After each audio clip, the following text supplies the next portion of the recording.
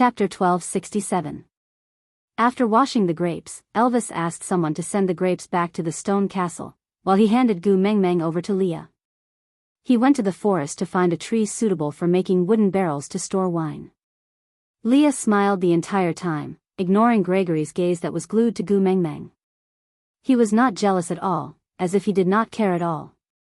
The stone castle was the residence of the two beast kings and the ninth highness, so outsiders were not allowed to enter. So after washing the grapes, other than those who helped to carry the grapes, the rest of the tribesmen returned to their own homes. Only Gu Mengmeng, Leah, Gregory, Oriton and Sandy's family were left in the stone castle. Gu Mengmeng divided the grapes into two big basins, one for Sandy to bring back to eat, while asking Leah to keep the other for them to eat. Then, she placed the remaining grapes in the stone basin, and called the little snakes over to grind the fruits into mud like last year. Sandy was intrigued and chased after Gu Mengmeng with questions, while Gu Mengmeng answered all of them patiently. It was only when Elvis returned with his men carrying the newly made wooden pail and the temporarily sealed stone basin's lid that Sandy could finally relax. She tugged at Gu Mengmeng and said, the way that fellow looked at you was not quite right." Gu Mengmeng looked over and Gregory immediately averted her gaze. He turned his head stiffly and looked a little suspicious, but Gu Mengmeng did not think too much about it. After all, he had made it clear from the start that he did not fancy her, so he would not slap her in the face like this, right? Sandy saw that Gu Mengmeng was not paying attention and tooted. She poked Leah again and said, that bird man is powerful and has a unique look. He is on a different path from you and Elvis. If Gu Mengmeng accepts him, you might fall out of favor." Leah just smiled and said nonchalantly, "What else can I do?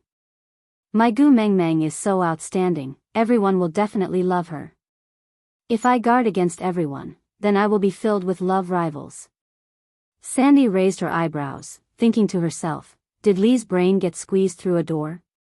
Why did he suddenly change his mind?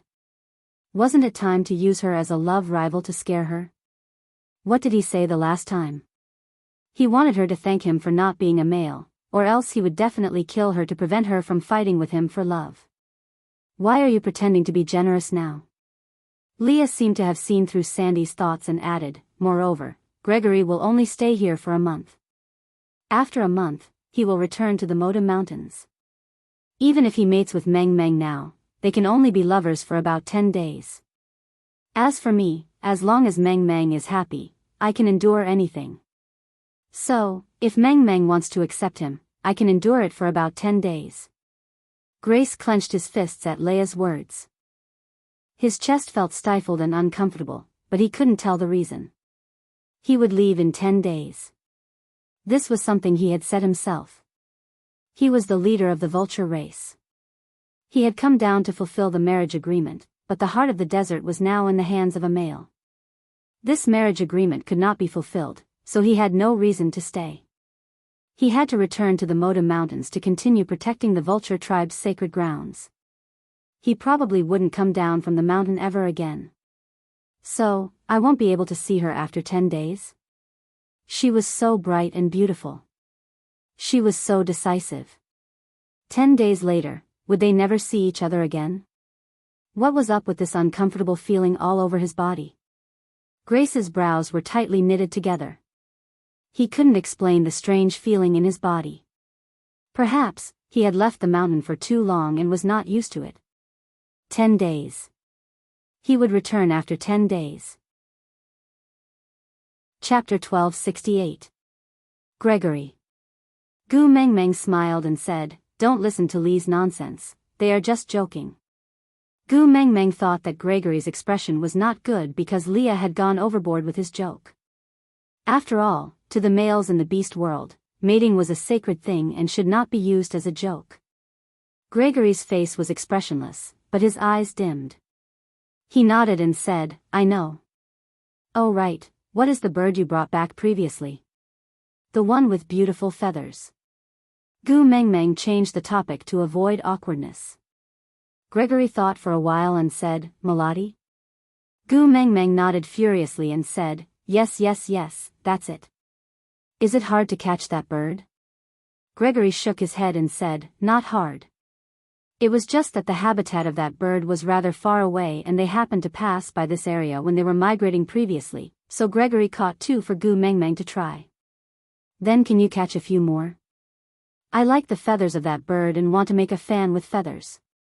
It would definitely look really good. Gu Mengmeng had been thinking about it for a few days. She had tidied up the feathers of the 2 melody previously, but it was not enough to make a big fan with feathers.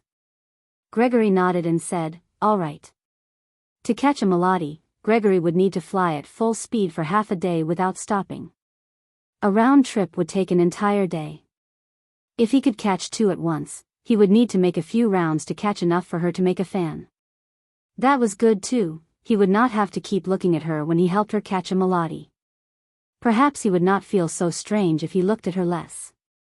With that, Gregory spread his wings and flew away. Gu Mengmeng stood at the same spot and reached out her hand to Er Kong. Her sentence, go after eating, turned into a mumble. She shook her head helplessly and said, he's still an impatient person.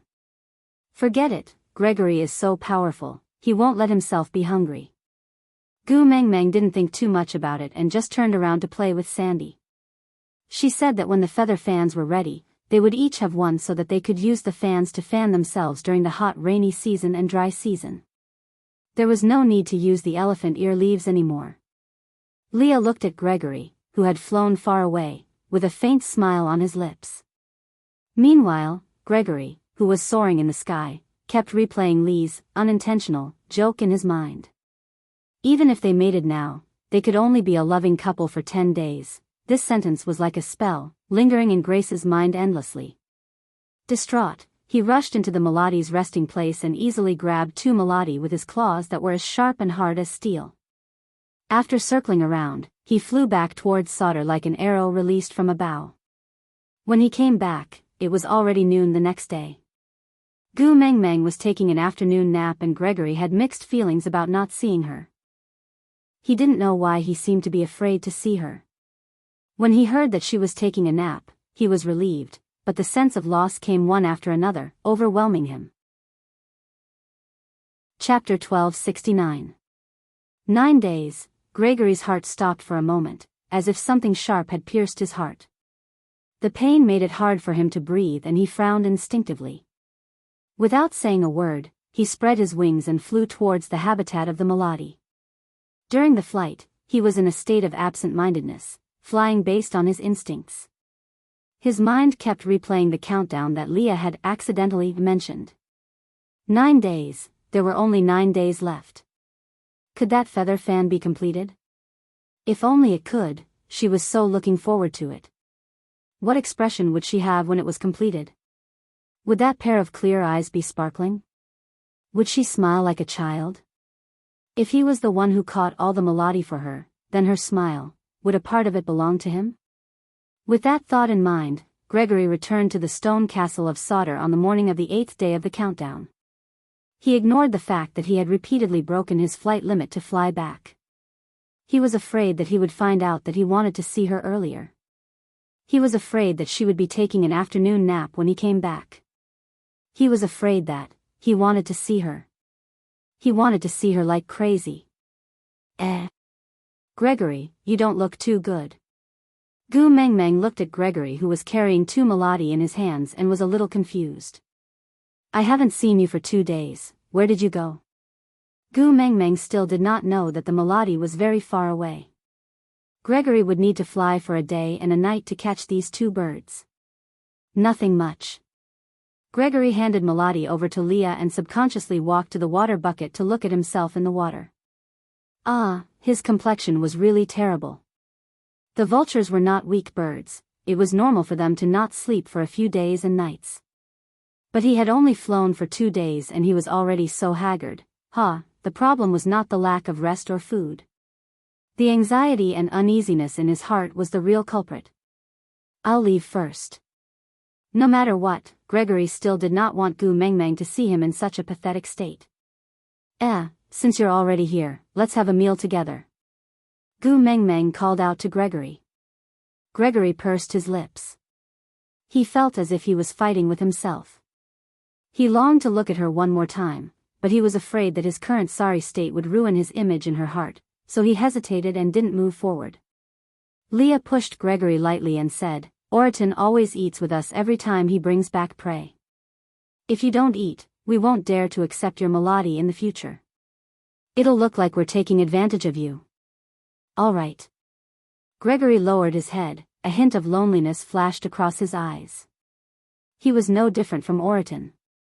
They were just people who shared a meal and provided prey. She only had her two partners in her eyes, so why would she care about his image? What was this sour and oppressive feeling? They had clearly said that they didn't like each other when they first met. She carried out her words, but what about him? When did it start to waver? At the dining table, Gu Mengmeng used her chopsticks to poke at the meat in her bowl, her face full of worry. Gregory wanted to ask her what was wrong, but he clenched his fists and could not open his mouth. He was in no position to ask about her thoughts, was he? But why did he care so much about it? Chapter 1270. This joking sentence made Gregory tense up and he lost control of his expression in an instant. He stared at Gu Mengmeng with widened eyes and his heart was beating so fast that it felt like it was going to jump out of his throat. The sound of his heartbeat was deafening. Gu Mengmeng had been poking the meat in her bowl with her head lowered all along. She did not even look up, so she did not know how exaggerated Gregory's expression was. She just shook her head lightly and said, "The rainy season has been going on for almost a month.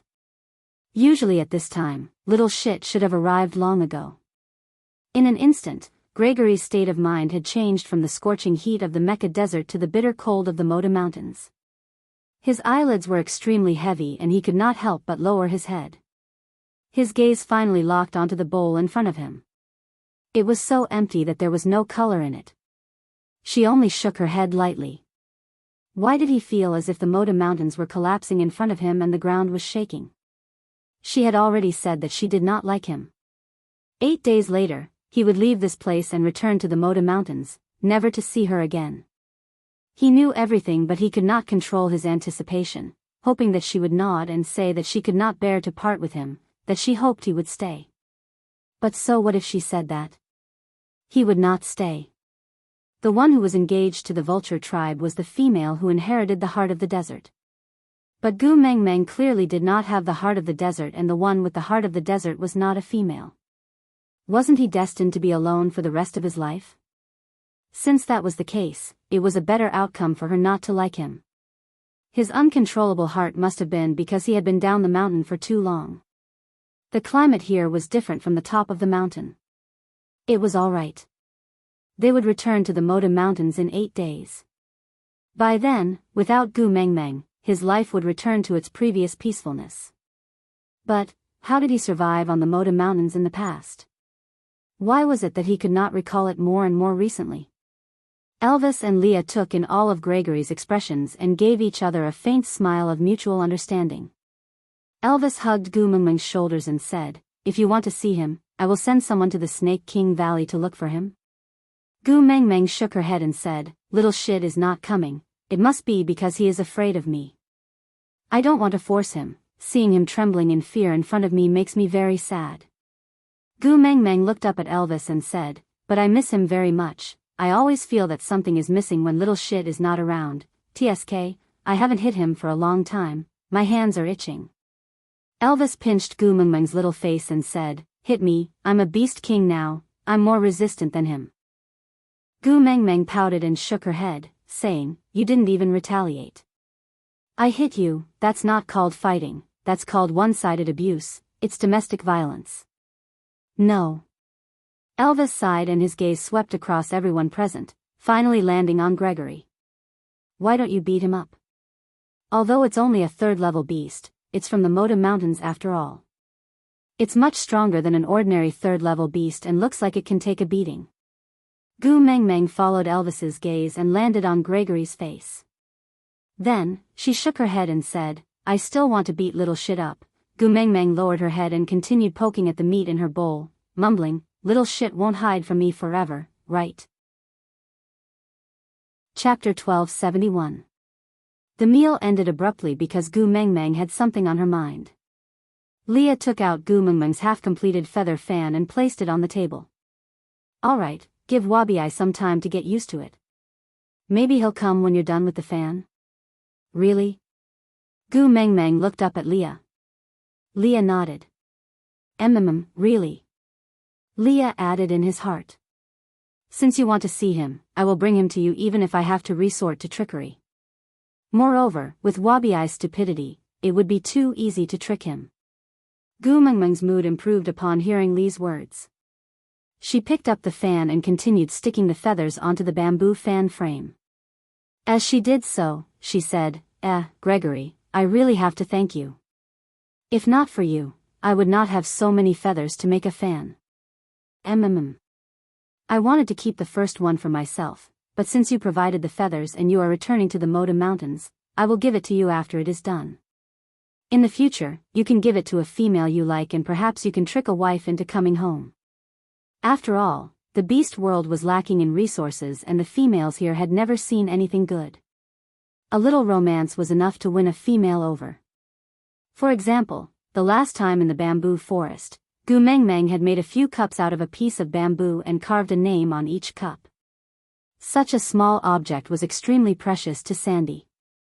Mandy also placed it at home and used it to drink a cup of water every day, making it seem like some kind of sacred ritual. Before using it, she would have to wash herself before using it on the cup. It was really not impossible to trick a wife into coming home with such a fan. Gregory's gaze landed on the half-completed fan in Gu Mengmeng's hands. Trick a wife? If he gave it to her, would she want it? Okay. Gregory moved his lips and smiled bitterly. I'm done with my meal, so I'll be leaving. I will bring Melody to you tomorrow. Thank you. Gu Mengmeng looked up with a smile before continuing to stick on her fan. Gregory spread his wings and left, his gaze deep and profound. 8 days, he only had 8 days left. If she had finished making her fan in these 8 days, would something have changed between them? Gregory could not tell what he was looking forward to. All he knew was that he wanted to catch enough Melody for her as soon as possible so that she could make the fan. Counting down to the 7th day, Gregory came up with a strange idea. He used vines to tie the bound Melody's feet together one by one. Then, he grabbed the vines and flew back. This time, he brought back a total of 26 Melody. Enough for her to make a fan.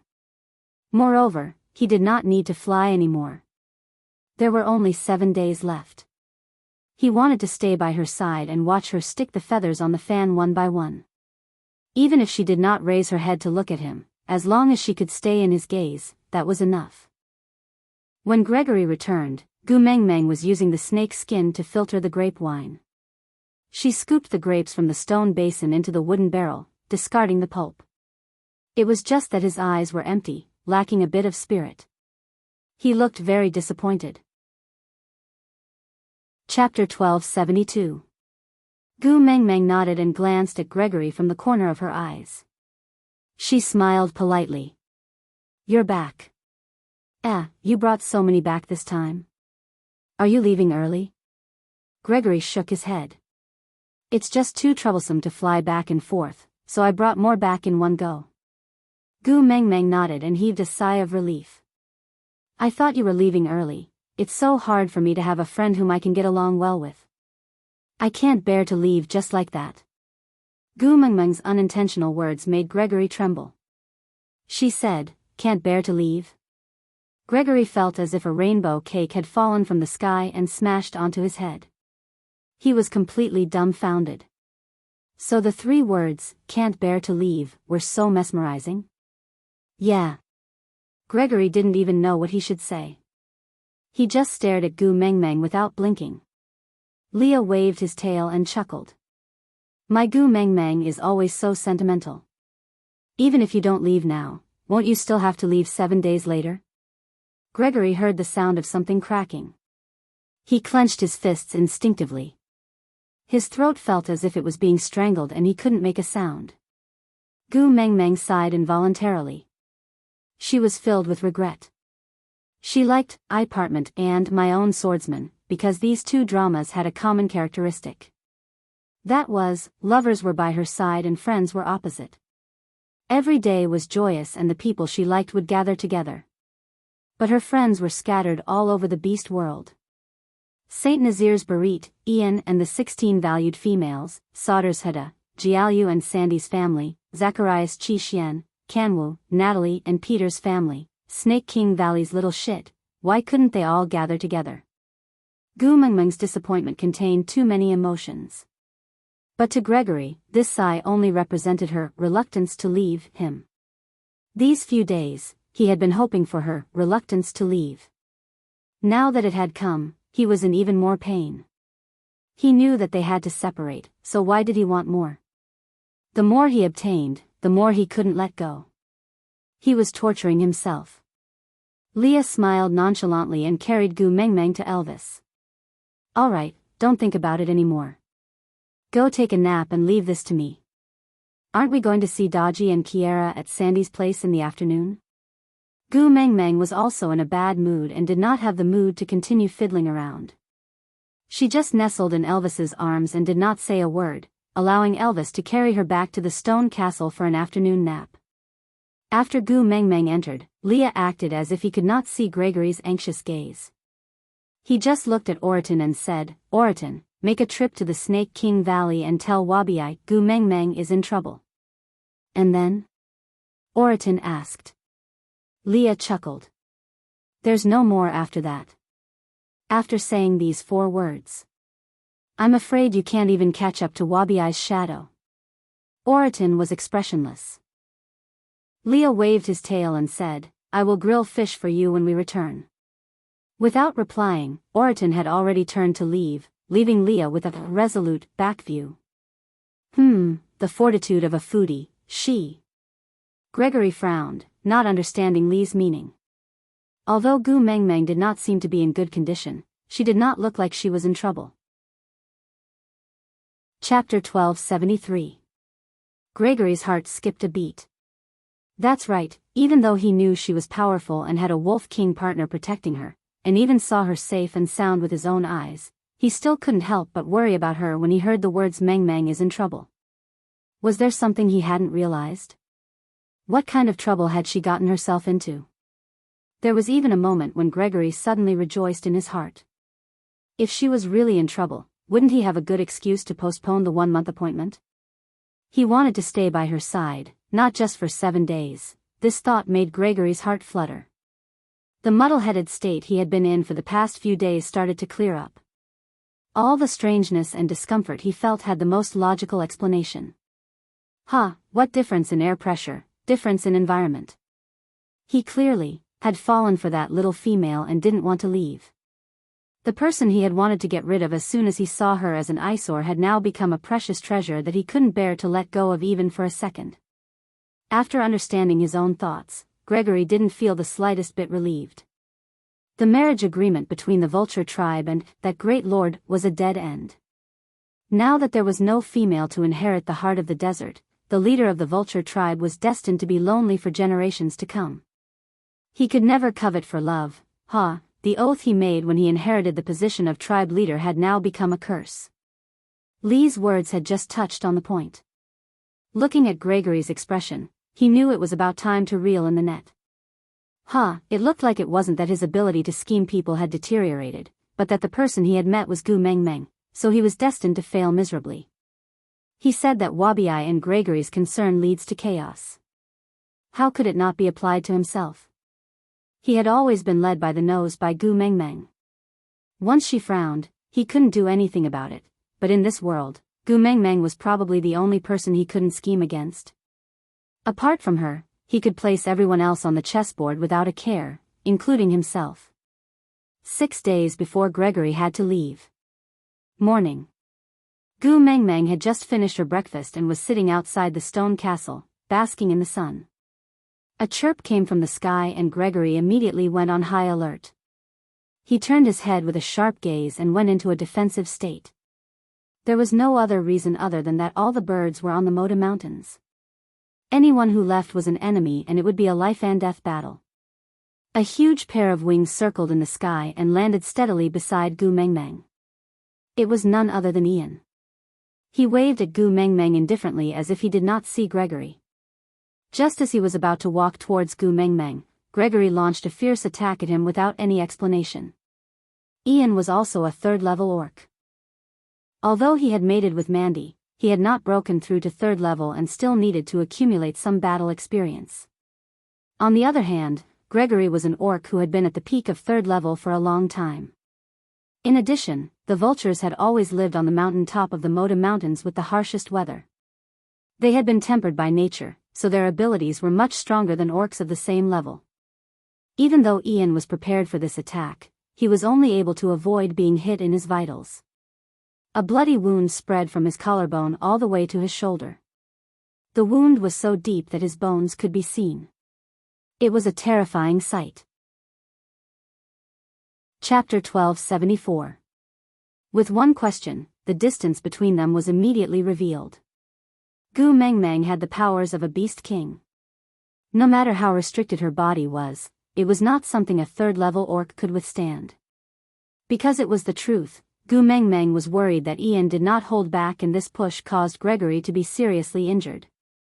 His throat was filled with blood, but he gritted his teeth to prevent any blood from leaking out. He forcefully swallowed the mouthful of blood back down. Clean up the family. Gregory gritted his teeth. Gu Mengmeng was still on guard against Gregory. She glared at him and prepared to retaliate. She tilted her head slightly and said, "Leah, treat Ian's injuries." "Yeah." Leah pulled Ian over and pressed him onto the stone bench. He then retrieved a fishbone needle and a suture made from intestines from the stone castle and started stitching up Ian's wounds. Although Ian always looked sickly, he was still the former leader of the Eagle Owl tribe. He had his own pride. When Leah threaded the needle through his flesh, he was sweating from the pain but did not make a sound. He just clenched his fists tightly and said, "I was the one who gave the order to leave Moda Mountains. I was also the one who betrayed the oath. The Eagle Owl clansmen were merely obeying the orders of me, the clan leader. This time, I deserve it. If it's not enough, you can come at me. Come at me, my ass." Gu Mengmeng did not even turn back. She kept her guard up against Gregory and said, "The Eagle Owl tribe has submitted to Saint Nazir.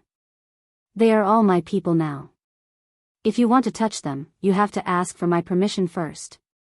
Gregory felt that the mouthful of blood he had just swallowed must have been boiling lava. Otherwise, why would he feel a burning pain from his throat to his chest, as if he had been drenched in boiling oil? By right, he should have replied to Gu Mengmeng arrogantly, "This is the family matters of the birds.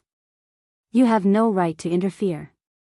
If Gu Mengmeng had insisted on stopping him, then he should have attacked Ian continuously before he breathed his last, until he died. But the words that were stuck in his throat were, "He's your man, then what about me? What am I?" He could not bring himself to ask because he knew he was asking to be humiliated. But the left side of his chest felt as if his heart was being rubbed against a hot pan without oil. It hurt so much that he didn't know what to do. Gregory's eyes were instantly filled with blood, but he could not shift his gaze away from Gu Mengmeng's face. His throat was choked by the question he wanted to ask but could not ask. Even breathing was extremely strenuous for him. Leah was already very familiar with dealing with this level of external injuries and his techniques were extremely proficient. While Gregory and Gu Mengmeng were staring at each other, he had already stitched up Ian's wound. After washing his hands, he wrapped his arms around Gu Mengmeng's waist and grinned. "Aya, why are you so angry? Why couldn't they just talk things out? Why did they have to resort to violence? Besides, your males are still alive. Since when did you have the chance to beat people up?" Go back and sit down, I'll take care of it." Gu Mengmeng took 2 steps back before returning to sit beside Ian. Looking at the wound that Leah had stitched up, she felt upset and said, "We just mated and we're already disfigured. I don't know how Mandy will blame me later." Ian did not appreciate her kindness. He snorted and said, "Disfigured what? I'm a male. This small wound will heal by tomorrow. There won't be any scars left." Chapter 1275. He wanted to say, "Don't worry about it," but the blood in his throat was still bubbling and he could not open his mouth. He did not know what he was holding on for, but he just did not want Gu Mengmeng to see him vomiting blood. Leah did not force him and just continued, "From what I know, the rule of Moda Mountains is that once a bird tribe leaves Moda Mountains, they are never allowed to return. Otherwise, all the birds on Moda Mountains will gang up and kill them. But Ian has not returned to Moda Mountains, so there is no reason for you to attack him here, right?" Gregory was very clear that if he insisted on attacking Ian now, it would mean that he had broken off all ties with Gu Mengmeng. Gu Mengmeng's attitude was very clear.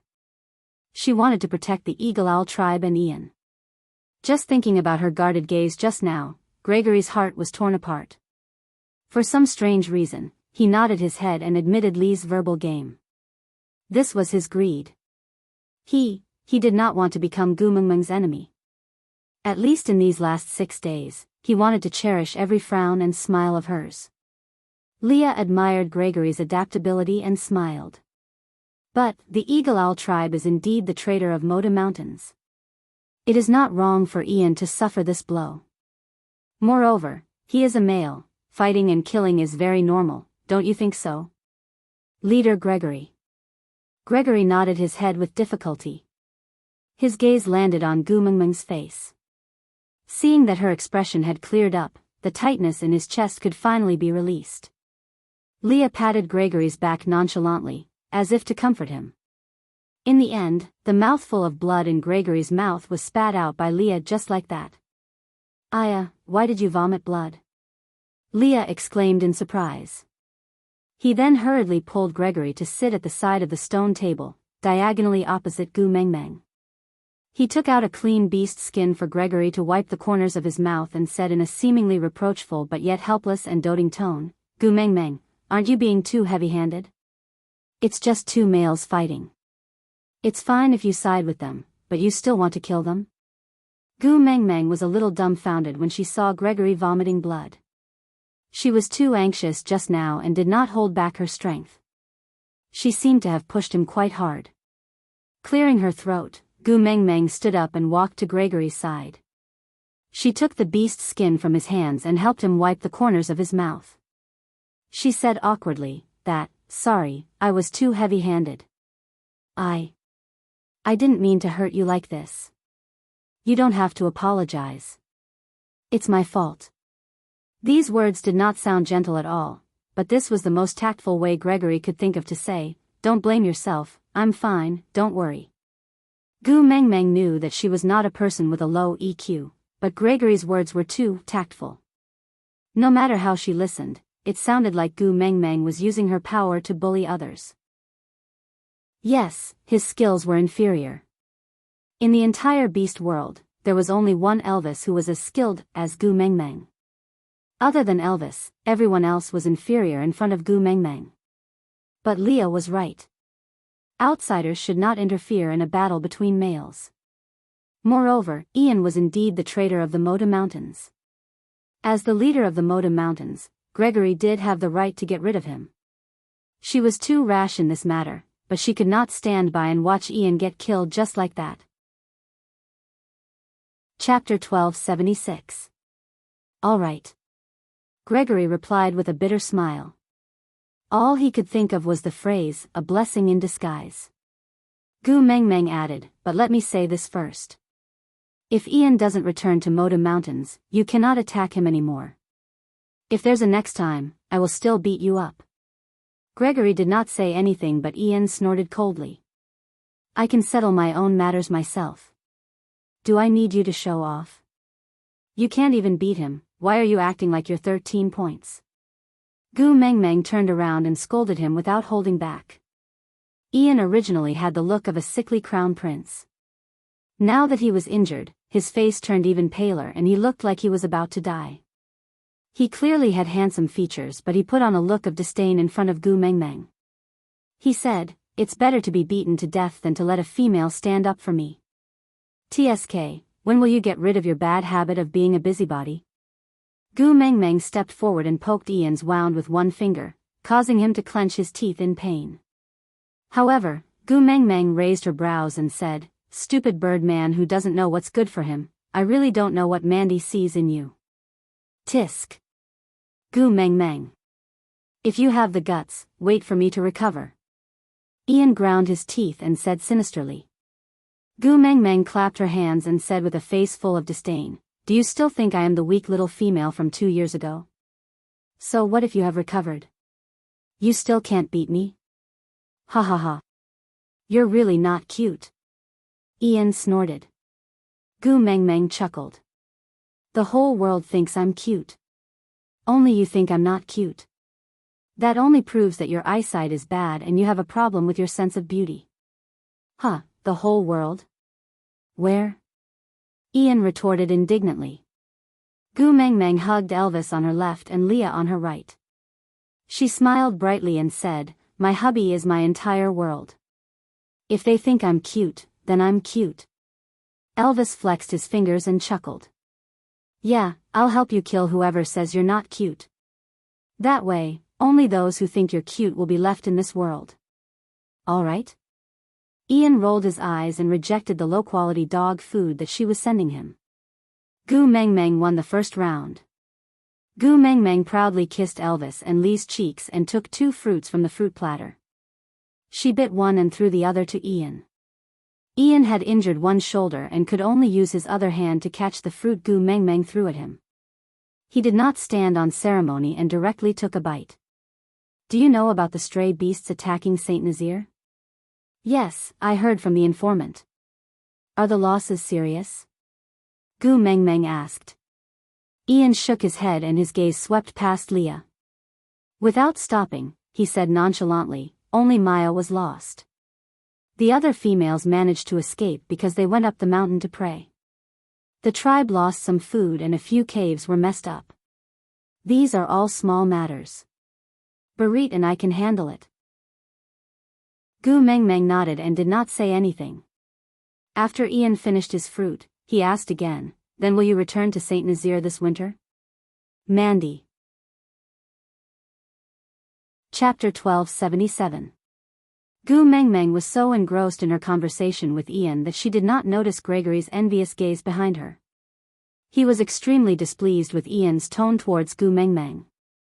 This displeasure was even greater than the displeasure he felt towards Moda Mountains when he broke his oath. Wanting to kill him because of the oath was his duty, but wanting to kill him because of his attitude towards Gu Mengmeng was a roar in his heart. When he saw the present, his anger had already subsided, and all that was left was loneliness. Ian and Gu Mengmeng were obviously not partners. They both had their own partners and did not spend much time together. But from the moment they met, they were not at all distant. This was the first time Gregory saw Gu Mengmeng baring her fangs and brandishing her claws. In his impression, other than that time when she went out to pick grapes from the tribe, she was always warm to everyone else. However, Ian seemed to be very special. The way they interacted with each other was very different. Even though it was all sharp words, there was no anger. No matter how sharp their words were, when she had a delicious fruit, she would subconsciously throw one to Ian, and Ian would catch it without any hesitation and eat it. They could even switch from fighting to normal mode in an instant, and then from normal mode back to mutual attack mode. But even though Gu Mengmeng said that he was a bad friend who could not do anything but spoil things, the moment he was attacked, Gu Mengmeng still rushed out without thinking and stood in front of him. Ian must be special to Gu Mengmeng. But, why? They were clearly not partners, so why was he so special? Envy, jealousy, he wanted to go crazy. Especially when Gu Mengmeng stood against him without hesitation for Ian, Gregory's eyes almost popped out of their sockets. For the past 24 days, she smiled at him, treated him well, used Melodi's feathers to make a fan, and even said that she wanted to give him the first one. She even said that she could not bear to give it to him. Were all these just illusions? Was he not even worth a mention in her heart? But just now, she wiped away the blood at the corner of his lips so gently and apologized. No matter how he did not go down the mountain, Gregory also knew that in the beast world, it was normal for a female to want to cut open a male's chest to see what his heart looked like. She just gave him a push. Why did she need to apologize? Gregory's attention was all on Ian and Gu Mengmeng. He completely did not notice Lee's helpless chuckle. Sometimes, strength and intelligence really couldn't be compared. It was just a clumsy method of giving a sweet date after a slap, but this Gregory was like a naive brat who didn't know the ways of the world. The first awakening of love was probably like this, right? Leah did not even need to think about it to easily guess what Gregory was thinking. If he had abandoned Moda Mountains like Ian, would Gu Mengmeng treat him the same way she treated Ian and give him a special treatment? Leah did not even need to think about it. When he was in danger, she stood by his side without hesitation. This was the reason why Ian had long arrived at Sauter, but Leah did not allow him to show himself. Just like what Gu Mengmeng had said, beggars would not envy Ma Yun for his wealth, but they would envy the beggar on the neighboring street for getting $2 more than him today. Gregory was the same. He would not envy how well Gu Mengmeng treated Elvis and Leah, because they were Gu Mengmeng's partners and he was not. Chapter 1278. Every day, Leah would remind Gregory of the countdown of losing Gu Mengmeng. When Gregory's uneasiness and reluctance to part with her reached a peak, Leah would show him another possibility called Ian. A person who lived in the harsh cold would not be afraid of the cold, unless he had experienced warmth. A person who had nothing would not worry about gains and losses, unless he had obtained something. A person who had no desires would not have any weaknesses, unless he was greedy. So, Leah kept Gregory by Gu Mengmeng's side and did not mention a word about the Moda Mountains, gradually weakening his defenses. Then, as someone who had also escaped from the abyss of loneliness, he knew better than anyone how attractive Gu Mengmeng's sun-like warmth was to someone who had never experienced beauty. After experiencing warmth, he would naturally be afraid of the cold. And this greed was the chain that was strangling his throat. On the 5th day of Gregory's departure, Sauter was in an uproar. Before the sky brightened, a black figure rushed into the stone castle. It was so fast that even Elvis could not stand up in time and could only protect Gu Mengmeng in his arms. His sharp claws grabbed the intruder's throat in an instant, but that person did not seem to feel it at all. He just stared at Gu Mengmeng's shoulders with bloodshot eyes and shook her with all his might. Gu Mengmeng. Open your eyes right now. Open them. When Elvis saw who it was, he sighed in exasperation and retracted his claws. Gu Mengmeng was sleeping soundly when she was shaken so badly that the world spun around her. She looked at Wabiai in a daze and was completely unaware of the situation. She replied in a daze, "Little shit, what's wrong with you? I was the one who wanted to ask you. What's wrong with you? I'm warning you, I won't allow you to die." Gu Mengmeng's shoulders were hurting from the grip. She took a deep breath and could not calm herself down as she looked at Wabiai's crazed look. She smacked his head and sent him flying. Then, she rubbed her shoulders and stood up to walk over to Wabiai. "Calm down, who told you that I was going to die?" Wabiai was a little dazed from the smack. He stared at Gu Mengmeng with widened eyes. Seeing that she was indeed unharmed, he finally heaved a sigh of relief.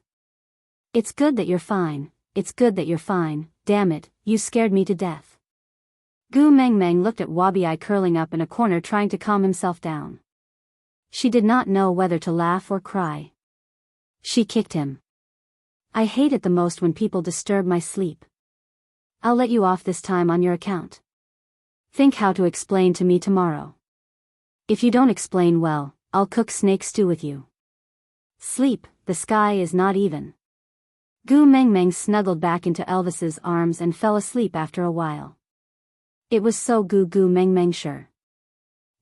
Calm Gregory, who was recuperating in the stone castle, naturally saw the commotion. "Heh. She's so cute even when she's angry. How good would it be if she inherited the heart of the desert?" Gregory did not sleep the entire night. He just sat there in a daze as he stared at Gu Mengmeng's closed door. He sat there for the entire night. Chapter 1279. Gu Mengmeng did not feel good seeing Wabiai in this state.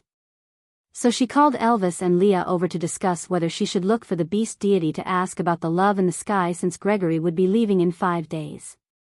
Leah nodded in agreement while Elvis tugged at Gu Mengmeng's hand with a chuckle.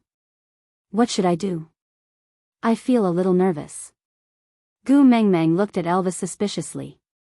After some thought, she finally understood that he was now a beast king and could go with her to meet the beast deity in her dreams. She chuckled. Yeah, you should be nervous meeting your father-in-law for the first time. But my father is very easy to get along with, so it's fine. Elvis kissed the top of Gu Mengmeng's head and nodded in agreement. Leah wagged his tail sourly. Gu Mengmeng, let's hurry and find the spirit of the rocky cliffs after finding the love of the sky. I want to level up too. I also want to become a beast king and accompany you to meet your father-in-law. All right. Gu Mengmeng agreed readily.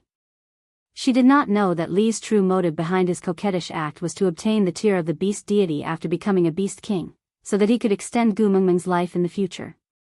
Leah smiled and nodded. His expression was extremely satisfied. Then, he straightened his posture. Then let's sort out the questions you want to ask. Gu Mengmeng nodded. First, we need to know who that great lord is. I have a feeling that I know him and get along well with him. It's really annoying to lose a piece of my memory.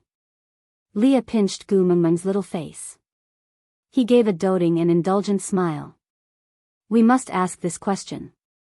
After all, that great lord seems to have some connections with the vulture tribe. It will be beneficial for us if we can understand enough information. Also, Leah hesitated for a moment before telling Gu Mengmeng about how he had schemed against Gregory. Gu Mengmeng's eyes widened in disbelief. So, you mean that Gregory likes me now? Leah nodded with an expression that said, it's a pity, but it's exactly what you think. Gu Mengmeng slapped herself on the face. She wanted to cry but had no tears. Brother, how can you do this? It's too despicable to make use of other people's feelings. I feel like I'm a scumbag. Leah pulled down Gu Mengmeng's little hand and held it in his palm. He said cautiously, I didn't tell you beforehand because I didn't want you to become an accomplice. You didn't do anything to him, did you? So, the person who schemed against him and used him was me. It had nothing to do with you. Besides, I'm using people's hearts, not their emotions. Gu Mengmeng pouted, her face full of grievance. Leah said, I allowed him to get close to you, but I did not force him to like you. He was the one who couldn't control his own heart and couldn't extricate himself. To a certain extent, this situation was his own choice, and I merely foresaw this outcome. He willingly fell into depravity, using his feelings as the price to allow himself to be captured in exchange for greed. And it just so happens that I need this greed, that's all. Gu Mengmeng frowned. Speak human language. Chapter 1280. But you can't make use of other people's feelings. Gu Mengmeng felt extremely helpless. She could have asked Gregory to bring her to Moda Mountains in a righteous and confident manner, but now that he had fallen for her, she could not bring herself to do so. Because in terms of feelings, she could not possibly give him anything in return, so what right did she have to ask him for anything? Leah sighed helplessly and rubbed Gu Mengmeng's little head, saying, It's just that there's one more person who likes you, why do you have to be so troubled? Gu Mengmeng gave Leah an aggrieved look, letting him experience it himself. Leah surrendered helplessly, saying, How about this? If you feel that it's too much of a burden for you, after this matter is over, just cast a bewitching spell on him and make him forget about his feelings for you. Everything that happened during this period of time is like a dream to him. In the future, when he returns to Moda Mountains, he will wake up from this dream and resume his previous life without any losses. But, if you still feel that you're losing money, then treat him better during this period of time. Leah shrugged, before adding, intimate contact and mating are not allowed. Gu Mengmeng sighed, saying, Things have already come to this, there's no other way. But Leah, to be honest, I'm very afraid of emotional debt. Don't make use of other people's feelings for me in the future. If something like Snake happens again, I will break down. All right. Leah hugged Gu Mengmeng and agreed seriously. Actually, he did not wish for so many people to covet Gu Mengmeng, but what other choice did he have? Gu Mengmeng was the brightest star in the world. When she opened her eyes, even the warm sun in March paled in comparison. In this world, who else could make people fall in love at first sight and be infatuated with her for the rest of their lives? But, in his scheme, the most he could do was to allow others to like Gu Mengmeng, but he would never allow others to obtain Gu Mengmeng. Moreover, Leah would not feel any sense of guilt because of this. In the beast world, being weak was a sin in itself. If the other party could crush him in terms of intelligence or beat Elvis in terms of strength, then the other party would definitely not pity them when they snatched Gu Mengmeng away. Survival of the fittest, survival of the fittest, this was the law of nature. It was cruel but useful. However, since Meng Meng did not like it, there was no harm in not using this kind of trick next time. After all roads lead to Rome. Even if it was a little more complicated, there would always be other ways. After getting Li's promise, Gu Mengmeng nodded before continuing. Other than that, great lord, I also want to ask what secrets are hidden in Moda Mountains. It feels weird. I keep feeling that there's something wrong with that mountain and it has something to do with me. Leah nodded. I am also very interested in the other treasures hidden in the Moda Mountains. Gu Mengmeng smiled and did not say a word. She was not interested in the treasures, but the Moda Mountains themselves. This feeling was very strange and indescribable. It was like, all the blood in his body was boiling, and he had an inexplicable desire to get closer. Chapter 1281. My instincts tell me that something must have happened when we were in the Mecca desert. We forgot some crucial things. It was this forgotten information that caused me to change.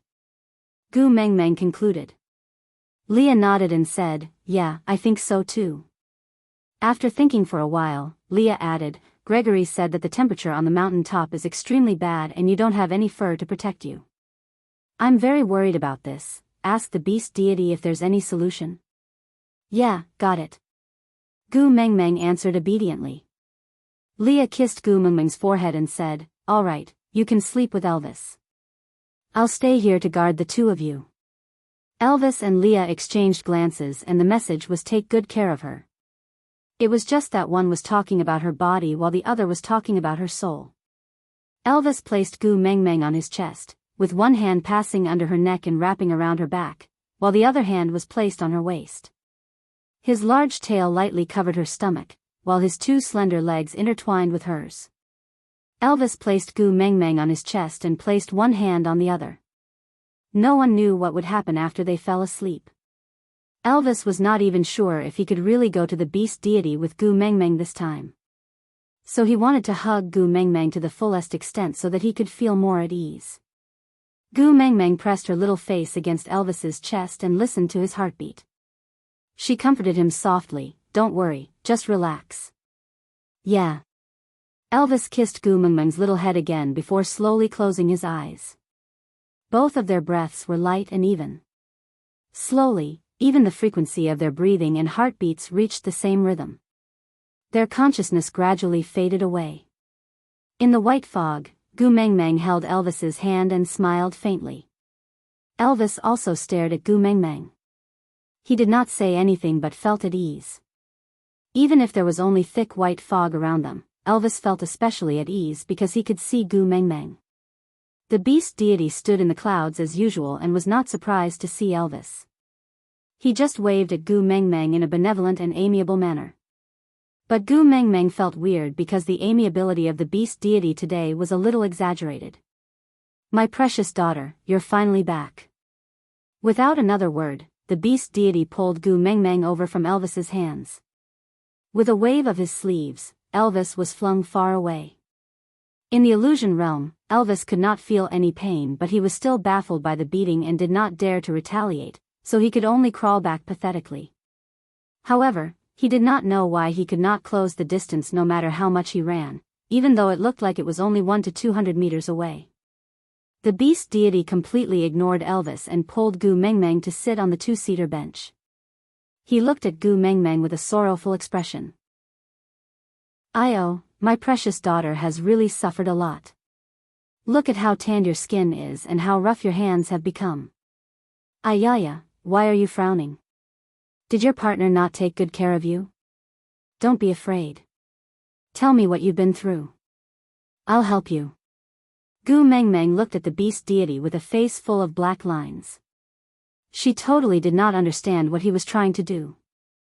She glanced at Elvis, who was still running towards them with all his might but could not get any closer. She then turned her gaze back and said, "Father, did you take the wrong medicine?"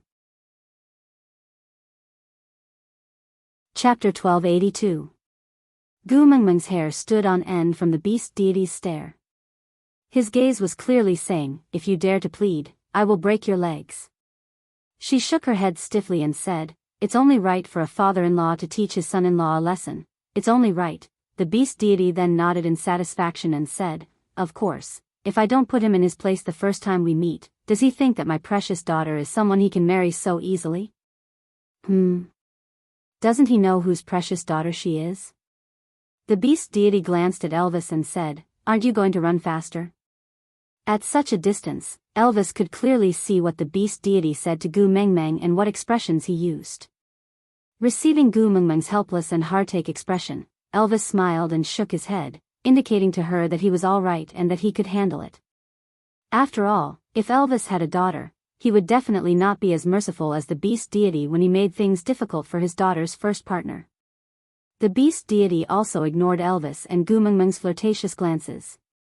He just held Gu Mengmeng's little hand and said, "Raising a daughter is like raising a pot of flowers. You water and fertilize her, but one day, a bastard called son-in-law takes away even the flower pot." Gu Mengmeng grinned awkwardly and said, "Father, have you been addicted to TikTok recently?" The beast deity had originally wanted to cry but was exposed by Gu Mengmeng. He awkwardly cleared his throat and forcefully held back the tears that had welled up in his eyes. He glared at Gu Mengmeng and said, "That's how it is. If you want to marry someone else's daughter, you have to at least do two things." Gu Mengmeng felt that the beast deity was possessed by a drama queen today. She and Elvis had been partners for almost 2 to 3 years and he was only putting this son-in-law in his place now. Wasn't his reaction time a little too long? But thinking that the beast deity was doing everything for her, Gu Mengmeng felt very warm. Although Elvis would not bully her at all, there was someone who could be your backing, your path of retreat, holding your hand and handing it over to another man, telling him, "If one day you don't love her anymore, don't lie to her, don't bully her, just give me a call, I'll come and fetch her home." That feeling was really good. It was so good that Gu Mengmeng thought she would never be able to dream of it in her entire life. Suddenly, the untouchable cord of kinship in her heart was violently plucked at this moment. Gu Mengmeng smiled and played along with the beast deity's harmless act, asking, What are those two things?" The beast deity glanced at Elvis from the corner of his eyes. "First, surpass your father. Second, please your mother. I am a father and a mother at the same time, so he wants to surpass me and please me at the same time. If he can't do those two things, and want me to acknowledge him as my son-in-law. King me." Gu Mengmeng smiled and nodded. Beast's Ling line.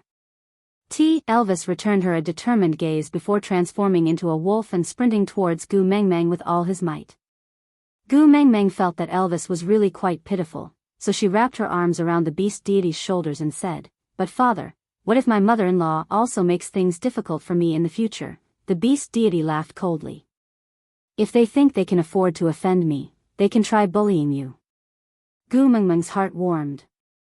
She hugged the beast deity and rubbed her furry little head against his shoulder. "Father is mighty and dominating. Unify the martial world." The beast deity held Gu Mengmeng's hand. "Daughter, look. This is the martial world father has conquered for you. It will all be yours in the future. Ha ha ha ha, pft." Chapter 1283. "Father, that." The moment Gu Mengmeng opened her mouth, the beast deity gestured for her to stop. "Old rules, you can only ask questions after watching the television series." Gu Mengmeng nodded. "Yeah, let's begin." But the beast deity shook his head. He glanced at Elvis. "I haven't accepted him yet. Why should I let him watch television with us?" Gu Mengmeng held her forehead. "Papa, my hubby has been running there for half a day," the beast deity snorted. "So what? How much did you suffer to give birth to his wolf cubs? What about him? What did he do? Why should he enjoy the pleasurable process while you bear the painful consequences?" Gu Mengmeng blushed. She shook the beast deity's shoulders. Father, maintain your persona. You are a deity. Is it really okay to be so dirty? The beast deity was so shaken that he was seeing stars, but he did not back down. With a snap of his fingers, Elvis was instantly pulled to their side. This level of running was nothing to Elvis. Although he was sweating a little, his expression was still stable. He didn't look like he was out of breath. This made the beast deity very unhappy. He felt like he hadn't vented his anger. So she hugged Gu Mengmeng's shoulder with one hand and slapped away Elvis's wolf claws that wanted to grab Gu Mengmeng's little hand with the other. She said, "Do you know how painful it was when my daughter gave birth to your child?" Elvis nodded. His expression was solemn. Elvis had personally delivered Huda and the other little ones. Gu Mengmeng's tragic cries were still Elvis's nightmares. In Elvis's memory, Gu Mengmeng had made him feel so much pain that he wanted to die twice. The last time she was extremely quiet was when Snake carried her back to the Snake King Valley. At that time, she was like a broken doll without a soul. Her blood dripped all over the ground, but she could not even make a sound, as if she was dead. The other time was when she was giving birth. Her cries pierced through the clouds and shattered his heart. It was as if thousands of ants were gnawing on his bones. It was so painful that he became numb.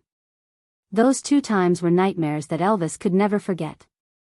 Seeing Elvis nod, the beast deity laughed coldly. No? What do you know? You've never given birth, how would you know? Elvis was speechless and could only lower his head to admit his mistake, with a "I am guilty" look. The beast deity chuckled, looking as if he was up to no good. Gu Mengmeng nudged the beast deity lightly. Father, you are a positive character. Don't smile so slyly. I will suspect that you are the villain behind the scenes. The beast deity raised his head and said, "My precious daughter is my life. I will fight to the death with anyone who makes you suffer. For you, I don't care whether it's the righteous or the antagonist or the sweet potato sect." This drama queen father was really unparalleled when he was stubborn. Gu Mengmeng felt that, maybe she should not bring Elvis back in the future. Alright, then father, tell me, what do you have to do for Elvis to be acknowledged? Gu Mengmeng smiled adorably, as if she was a good student begging her teacher for the final question. The beast deity glanced at Elvis and said, "Why is it that you are the one enjoying childbirth and my daughter is the one suffering? You should at least suffer the same pain and suffer the same pain to appease my anger." Chapter 1284. It's the best that you can think that way. I wanted to magnify my daughter's pain by 10 times for you to endure, but on account of your proper attitude, let's just magnify it by 8 times. Don't. Gu Mengmeng hugged the beast deity, her face filled with horror. Father, the bone cracks will open during childbirth. That kind of pain is really terrifying. If you magnify it by 8 times, he will die. The beast deity was displeased. He twitched his lips. 7.5 times. Gu Mengmeng shook her head with a pleading expression. Father, just the original degree will do. Please, you don't want me to be a widow, right? The beast deity smiled gently as he rubbed Gu Mengmeng's little head. It's all right. You still have Leah even if he dies from the pain. In the future, when Leah comes, he will have to suffer again. If Leah also dies from the pain, I will find a better one for you. Father, you are my biological father. Gu Mengmeng wanted to cry. The beast deity acted as if he didn't understand what Gu Mengmeng was implying. He nodded seriously. Yeah, of course I am your biological father. Why would a stepfather treat you so well? Am I right? Gu Mengmeng held onto the beast deity's shoulders. Father, you must have the right values. People say that it is better to demolish 10 temples than to ruin a marriage. Killing your son-in-law to find a new lover for your daughter is a degenerate act of morality and a twisted human nature. The beast deity held his heart with a heartbroken expression. His finger trembled as he pointed at Gu Mengmeng, as if Gu Mengmeng was extremely unfilial and had chased her elderly parents out of the house. All right. I have protected you with all my heart. You actually contradicted me for a little wolf cub. Ah, my heart hurts so much. Gu Mengmeng had a excuse me look on her face. Father, the Oscars owe you an identity number and a 10,086 golden statuette. Elvis's brain capacity couldn't handle the complicated situation before him. The beast deity had such a high status in the beast world that even looking up to him was a luxury. But he didn't expect the beast deity to be, so lively. And he didn't understand most of the conversation between Gu Mengmeng and the beast deity.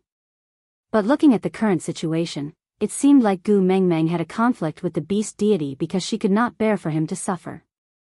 Elvis did not want Gu Mengmeng to be put in a difficult position between him and the beast deity, so he tugged at her and said, Xiao Meng, I am a male. A male's endurance is much stronger than a female's. Furthermore, I am a beast king. Don't worry. I'm not afraid of pain. Elvis, believe me, the pain of giving birth is different from the pain you feel when you're fighting. Gu Mengmeng advised Elvis not to be stubborn, he should show his weakness at this moment. But Elvis smiled and rubbed Gu Mengmeng's little head, saying, if you are in pain, should be in pain 100%. This is the punishment I deserve. Now, Lord Beast God is only punishing me 7.5 times, this is already very merciful. Moreover, I can only break free from this nightmare after I've endured the punishment.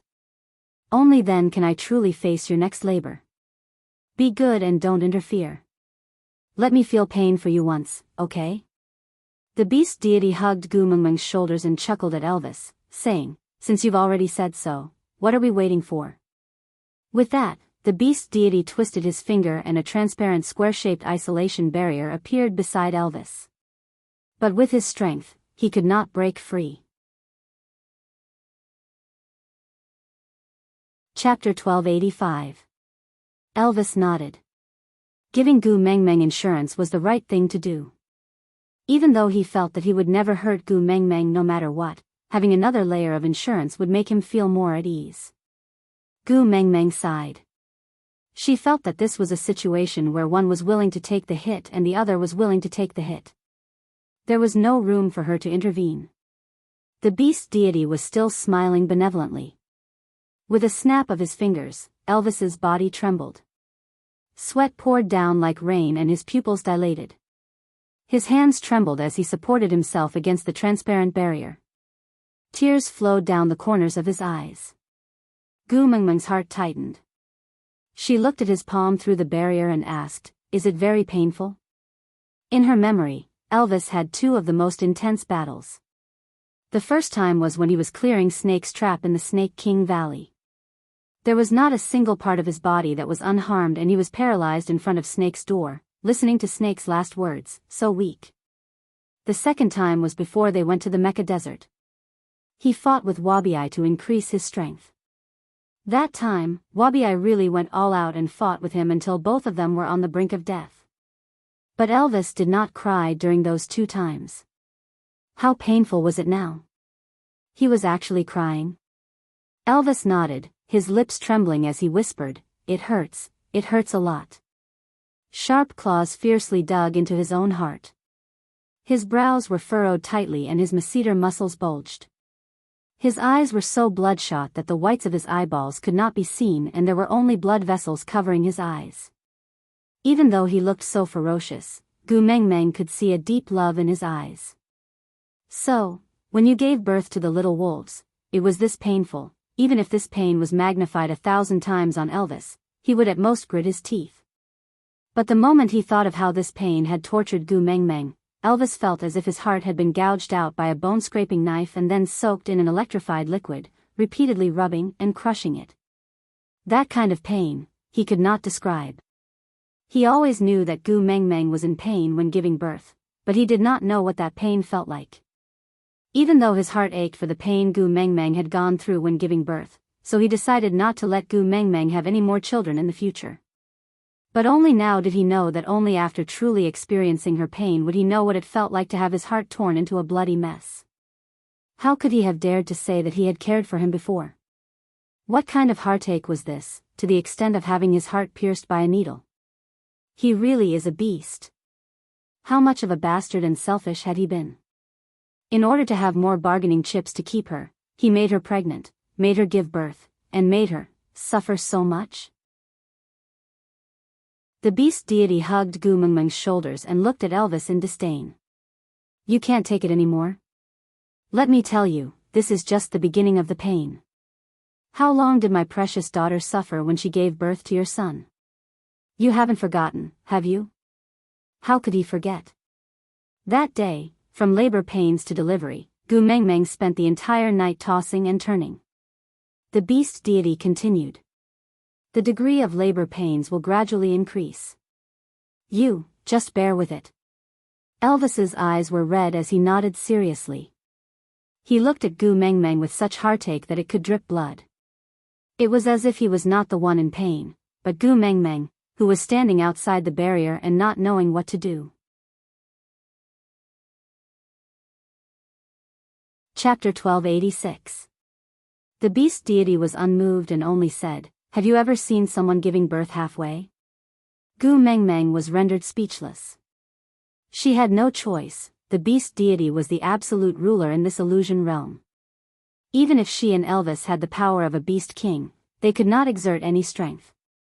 So, no matter if she wanted to help from the outside or if Elvis wanted to break free from the inside, as long as the beast deity did not nod his head, it would all be useless.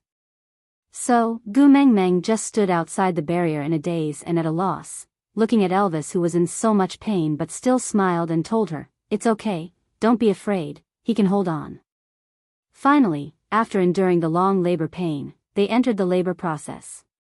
Elvis, that strong and unyielding man, was in so much pain that his legs turned to jelly and he directly knelt on the ground, panting heavily like a fish that had been beached.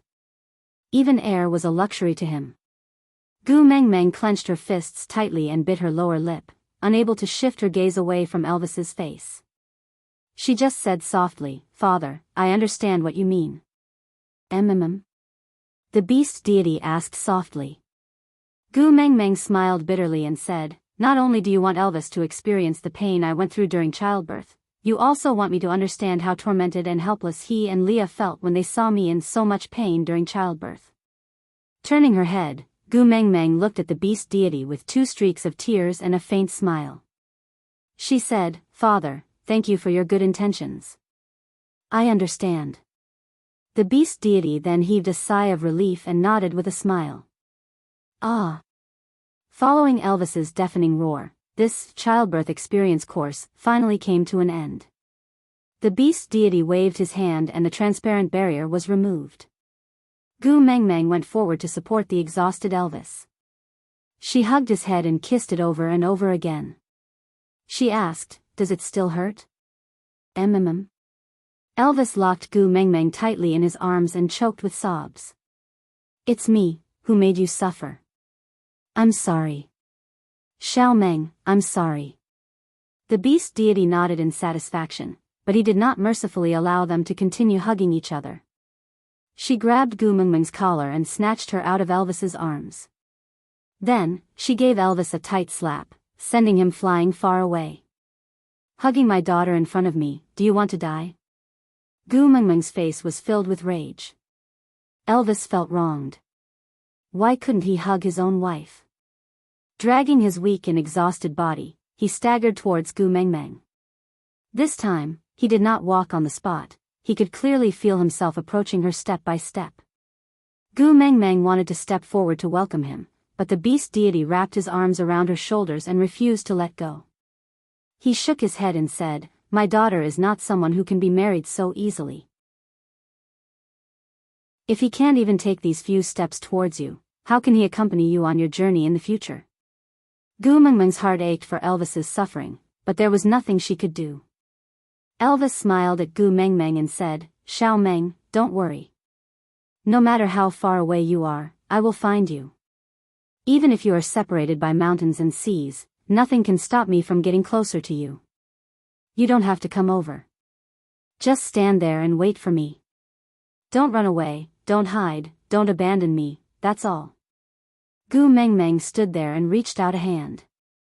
I am waiting for you to hold my hand and bring me home.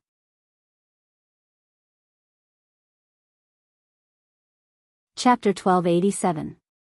Only then did the beast deity chuckle. He stopped acting like a drama queen and said with the indifferent elegance that a deity should have, "In my eyes, you are not worthy of my daughter. But, because Gu Meng likes you, I reluctantly accept you. If you let me know that my precious daughter has suffered any grievances because of you, I will let you experience the true fury of the beast deity." Yes. Elvis lowered his head respectfully, not only to the supreme deity, but also because he was Gu Mengmeng's father. The beast deity released his grip and held Gu Mengmeng's other hand, saying, "Come, my precious daughter, accompany daddy to watch television." With that, the beast deity pulled Gu Mengmeng to sit on the long bench for two people, while Elvis had no place to sit and could only sit on the ground beside Gu Mengmeng. His eyes were filled with deep love and he could not see anything other than Gu Mengmeng. The beast deity had no time to care about Elvis's thoughts. With a wave of his hand, a screen-like object appeared in front of the three of them. The setting was the amusement park at the end of the previous television series. The first attraction was called Waves Blossoming. A two-person seashell flew up and down, as if it was floating on the surface of the sea. When the attraction was activated, colorful bubbles would spurt out from the side, complementing the romantic music to create a relaxing and sweet atmosphere. As Snake and Gu Mengmeng had called out too hastily, none of them brought their family members. Only Snake and Gu Mengmeng were a couple and sat together. The rest were either two men or two women. But, in the past, Gu Mengmeng was the one sitting with Bailan. Now that Gu Mengmeng was accompanying Snake, Bailan was alone. She sat on the seashell alone and had just fastened her seatbelt when she heard her roommate shout to the staff in the studio, "Beautiful sister, there's no need to play music later. We have our own BGM." The staff readily agreed. After all, they had booked the entire place and were the boss. They could do whatever they wanted. Before Gu Mengmeng could react, Bailan's face darkened and she roared, "Ning Qizhu, do you have to be so ruthless? Gu Mengmeng, shut your mouth. You are not allowed to sing, do you hear me?"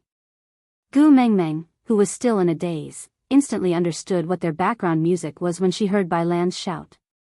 She burst out laughing. Snake roughly knew what background music they were talking about, but he did not say it out loud. He just looked at Gu Mengmeng's radiant smile and felt extremely happy. The small shell started to move, and colorful bubbles were blown out from the four corners.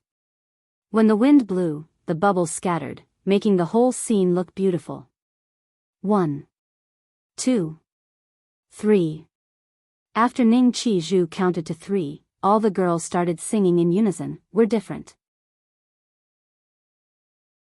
You're the only one in the dormitory who doesn't have a girlfriend." The chorus, accompanied by the rising and falling laughter, brightened Gu Mengmeng's face and warmed Snake's eyes. After coming down from the waves, Bailan pointed at Gu Mengmeng with a pained expression. "You little girl, even you betrayed me." Gu Mengmeng hid in Snake's arms and laughed hysterically. Only the heavens knew that she was the one being sung along with Bailan for the past half a year. So it was quite interesting to bully others like this. Chapter 1288. Zhang Jinqing shook his head and instinctively glanced at Gu Mengmeng. Originally, he could have had a girlfriend. But he was intercepted. King have it now. With that, Bailan locked her arms around Zhang Jinqing's neck and kissed him. That ferocity, it was as if she wanted to eat Zhang Jinqing like he was a smoked pork rib. Both boys and girls were heckling. Snake did not join in, but his lips unknowingly curled upwards. Although this Bailan's words were not pleasant to hear, it was undeniable that she would always help him get rid of those eyesores. Although Zhang Jinqing did not receive Gu Mengmeng's love letter and the two of them did not even manage to complete a full confession that day, Snakel was still very unhappy that Zhang Jinqing was very handsome in Gu Mengmeng's eyes and was her type. However, if he had a girlfriend, and it was Gu Mengmeng's best friend, Bailan, then there would be no chance for the two of them. Yes, lovers should get married in the end. The 1.92 tall Zhang Jinqing was held by the neck by the 1. 75 tall Bai Lan in the amusement park for the entire afternoon. When they came out of the amusement park, Zhang Jinqing broke free from Bai Lan's grip and said, Bai Lan, there's something I have to make clear to you. Your confession doesn't count. We can't be considered a couple right now. Bai Lan was also very straightforward. She had never liked Zhang Jinqing in the first place, but she had been so infuriated by Gu Mengmeng and the other two that she had fooled around. So she simply nodded and said, sure. With that, Bai Lan let go. She chuckled and turned to look for Gu Mengmeng and the rest to play. But the moment she turned, someone grabbed her wrist again. Bai Lan turned around and looked at Zhang Jinqing with a puzzled expression, asking with her eyes, what are you doing? Zhang Jinqing gulped and said, Bai Lan, I like you, be my girlfriend. Ah. Bai Lan looked at Zhang Jinqing in disbelief, not understanding what he meant. Didn't you just say? Zhang Jinqing scratched the back of his head and said, things like confessions should be left to the guys. Since I like you, I can't let you feel wronged. Whatever other girls have, I'll definitely let you have it too. Even if I can't give you the whole world, I can at least give you my whole world. Bai Lan blinked her eyes and said, so you mean, at least, I have to give you a formal confession. Zhang Jinqing smiled and said, we've already kissed, you can't not take responsibility. Bai Lan snickered and hooked her arm around Zhang Jinqing's neck. Alright, Lil Miss will take care of it. Since Zhang Jinqing and Bai Lan were officially dating today, everyone decided to follow the basketball club's rules and go to KTV for another night. When did this rule start? Yeah, it started when Gu Mengmeng and Snake were dating. That night, Snake occupied the seat on Gu Mengmeng's left, while Bai Lan sat on Gu Mengmeng's right. Zhang Jinqing sat on Bai Lan's right, while Bai Lan gave Gu Mengmeng a look. Now do you understand why I don't like him? Bai Lan glanced at Snake's face, then used the excuse of being tipsy to tell Gu Mengmeng, men, you can't choose someone who is too domineering, you have to choose someone you can control. You see, there are 3 typical cases. Gu Mengmeng chuckled and raised her eyebrows, asking, which 3? Chapter 1289. First, Pan Jinlian. Bai Lan said as she counted on her fingers. Gu Mengmeng choked on her drink and almost spat it onto Bai Lan's face. She asked in disbelief, who did you say? Pan Jinlian. Bai Lan seemed a little tipsy as she looked at Gu Mengmeng blankly. She reiterated, yes, Pan Jinlian. Big sister, I studied in primary school after all, don't lie to me. Gu Mengmeng didn't know whether to laugh or cry. Even if she was busy working and did not study much, it was impossible for her not to recognize Pan Jinlian. She was not a good teaching material. Bai Lan waved a finger in front of Gu Mengmeng, making a no gesture. She said, listen to me. Pan Jinlian, tell us what? Burp. Ah, I remember now. Pan Jinlian told us that men. If you like them, keep them. If you don't like them, poison them to death and replace them. Simple and straightforward. Right, but look at your great Buddha. Does he look like someone who can force poison down his throat? Ha. Nope. Not at all. Gu Mengmeng was speechless. She subconsciously glanced at Snake, only to see him playing with her hair with a forced smile. He whispered into her ear in a voice that only the two of them could hear, I will definitely drink the poison you gave me in one gulp.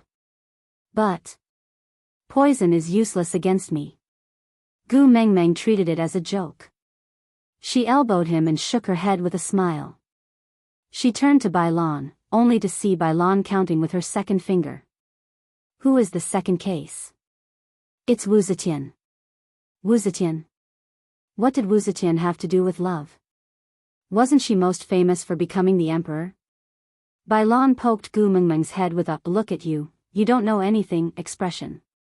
She continued, Wu Zetian told us that men should be kept if they are obedient. If they don't understand, then kill them. If you can fight, try not to make a ruckus. Gu Mengmeng, was that so? I did not study much, don't lie to me. Bai Lan raised her third finger and laughed.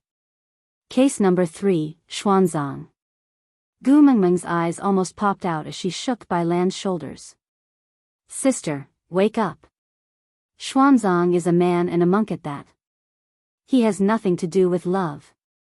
Bai Lan shook her head and said, You're such an inexperienced little girl, why are you so naive? Why are you so naive? Gu Mengmeng looked at Bai Lan in confusion, but Bai Lan continued, Tell me, why did so many fairies fight to marry Tripitaka in Journey to the West? Why? Gu Mengmeng thought for a while and said, Tripitaka is handsome. Bai Lan shook her head. Because Xuanzang is delicious and nutritious. So, after we get married, we can live. If we can't, we can still eat. Gu Mengmeng felt that there was nothing wrong with this logic. He slapped his thigh and laughed heartily. Bai Lan suddenly stopped laughing. She snatched Gu Mengmeng from Snakel's arms and hugged her. Then, she wailed, But why did you have to choose such a powerful man? If he bullies you one day, he can bully you to death. And there might not be anyone in the entire city who would dare to collect our corpses. So, Bai Lan was still worried about her.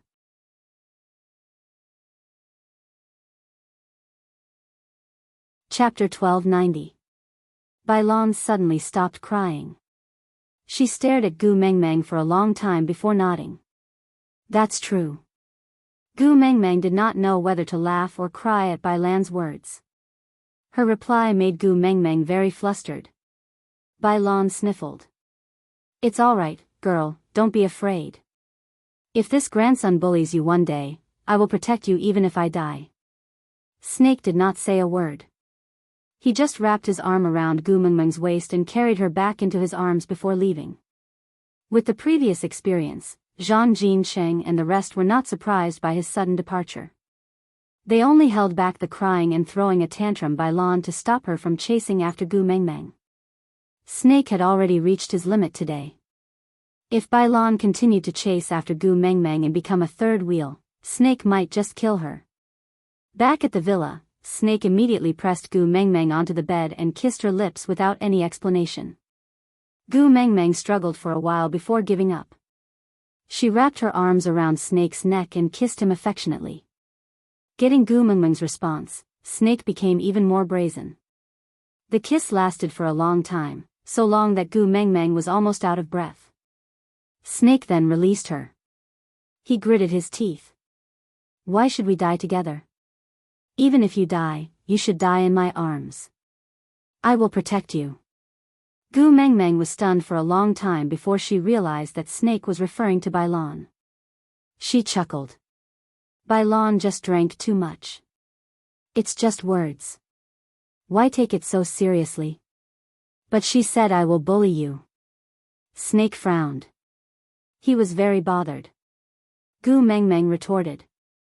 Then will you bully me? Snake's gaze darkened and his lips curled up slightly. Maybe in a specific place, like on the bed? Gu Mengmeng blushed. She pushed Snake. Don't fool around, Snake did not cross the line. He just hugged Gu Mengmeng and kissed her to his heart's content. Then, he reluctantly watched her enter the bathroom to shower. Meanwhile, he sat on the bed and listened to the sound of the water in the bathroom. It was as if he was torturing himself. He did not want to step back from this room. When Gu Mengmeng came out of the bathroom in her pajamas, she gave Snake a meaningful smile. Gu Mengmeng lowered her head to look at her cartoon-like top and bottom sleepiness. This was definitely the ultimate weapon to kill off any ambiguous atmosphere. Unless Snakel had a special fetish, he would never misunderstand that this set of sleepiness had any ulterior motives or hints. But Gu Mengmeng did not know that in Snake's eyes, all he saw was a fresh and tender Gu Mengmeng who was still emitting steam. For example, if you were hungry and bought a meat bun for breakfast, would you care about the color of the advertisement printed on the plastic of the bun? Tu Meng, why don't we put the wedding on the agenda? Gu Mengmeng was shocked. Even though she had never been in a relationship before, Gu Mengmeng still had the heart of a young girl. She had imagined countless marriage proposals, but never did she expect that one day, when she pushed open the door of the bathroom, she would see a man with green eyes saying the word marriage to her, who was wearing cartoon pajamas. Chapter 1291. The next day was Monday and school was in session as usual. Snake kept his formal attire and put on the same matching outfit as Gu Mengmeng. Gu Mengmeng felt a little shy. After all, they were still in school. Wouldn't it be too high profile for them to dress like this? But Snake said, "Silly girl, I can't wait for the whole world to know that we are a couple, so that those people won't know what's good for them and have designs on you." Gu Mengmeng smiled and said, "You are the most popular person in the school. There will definitely be more people who have designs on you than on me." Snake kissed Gu Mengmeng's little mouth and said, "I will keep my chastity for you." Gu Mengmeng blushed and felt dizzy. Combined with his self-talk and self-denial of his proposal last night, this sentence sounded even more meaningful to Gu Mengmeng. After reaching school, Gu Mengmeng saw the results list on the bulletin board and remembered that today was the day the mock test results were announced. So she squeezed her way over anxiously. There was no doubt that Snake was first in the year. But wait a minute. Shouldn't Snake be in his second year? Why was he in the first year's list? Gu Mengmeng turned to look at Snake with a face full of confusion. Snake chuckled and said, "I entered school a year earlier to be your Prince Charming Senior. But now, since I am your boyfriend, I should be by your side all the time. So I stayed back a year to accompany you." Snake placed his large hand on Gu Mengmeng's shoulder and leaned against her lazily. He tilted his head and smiled at her, asking, "Are you touched? Kiss me if you're touched." Gu Mengmeng blushed and looked around.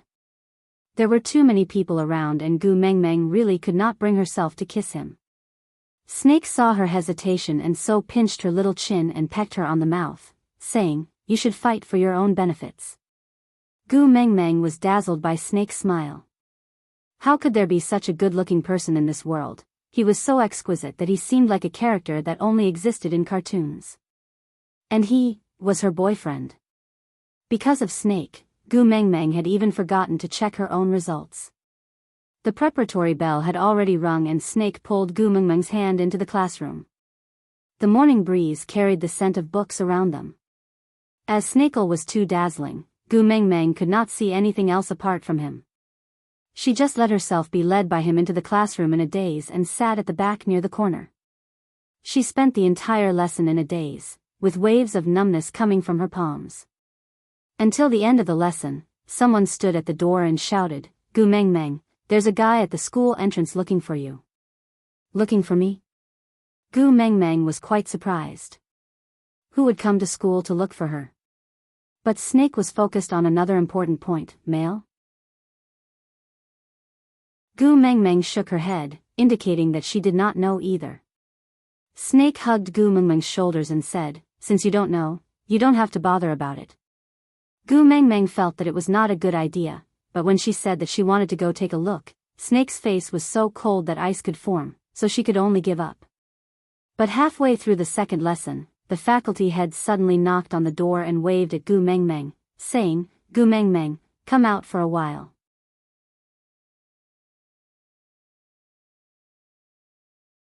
Chapter 1292. At the end of the school corridor, there was a man standing by the window. His back was hunched and he looked a little down and out. Gu Mengmeng was stunned for a long time. She did not go near or leave. She just stood there as if the whole world had stopped. The blood in her body froze and her hands were frighteningly cold. Snake frowned and looked at Gu Mengmeng, asking, "What's wrong? Are you not feeling well?" Gu Mengmeng's teeth could not stop chattering and her pupils were shaking violently. She bit her lower lip tightly and could not say a word. She just stared straight at the man in front of her. The master of the school left after exchanging a few words with the man. The man walked to Gu Mengmeng and glanced at Snake, who was holding hands with Gu Mengmeng. He smiled and said, "Mengmeng, aren't you going to introduce him to your father?" "There's no need." Gu Mengmeng's voice was trembling. She could not tell if it was from fear or hatred. Nonsense. The man put on a stern face and said with the air of a father, I am your father. Shouldn't you inform me that you have a boyfriend? Father? When she was 3 years old, she divorced her mother because the woman she had an affair with got pregnant.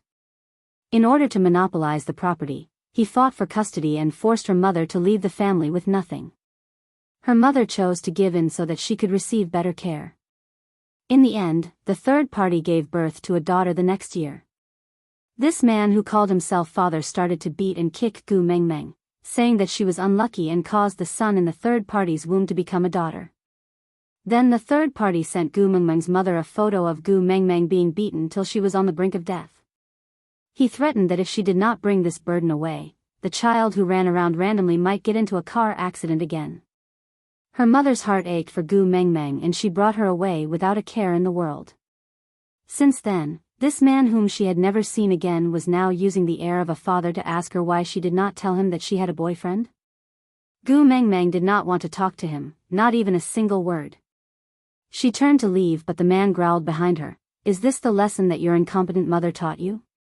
Not answering your elders' questions and leaving just like that? Gu Mengmeng bit her lower lip and did not say a word. Her mind was blank and she could not think of anything. She just wanted to stay further away from this man. Snake frowned. He did not like people treating Gu Mengmeng with such an attitude. In Gu Mengmeng's memory, this man called Daddy had never appeared from the age of 4 until she transmigrated to the beast world, so Snake did not take him seriously. After all, although he had hurt Gu Mengmeng, from a certain point of view, this man had an indelible contribution for Gu Mengmeng to appear in front of him.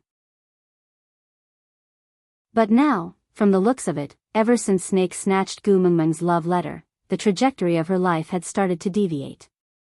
She would no longer transmigrate to the beast world to meet Elvis and Leah, but she would have to face the many malicious intents that this world had placed on her. Gu Mengmeng pulled Snake into the female washroom. Just as she was about to close the door, she realized that Snake was also there. Without saying a word, she just pushed Snake away a little before locking the toilet door from the inside. She curled up on the toilet bowl and hugged her knees as she cried her heart out.